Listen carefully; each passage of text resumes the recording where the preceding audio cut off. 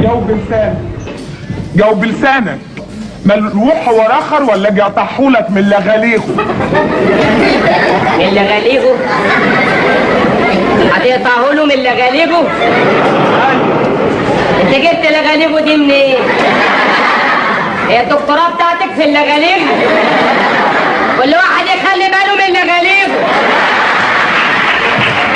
اي واحد لغاليغه هتروح منه انا ماليش دعوه، وانا بعد كده هاجي المدرسه واسيب لغاليغي في البيت.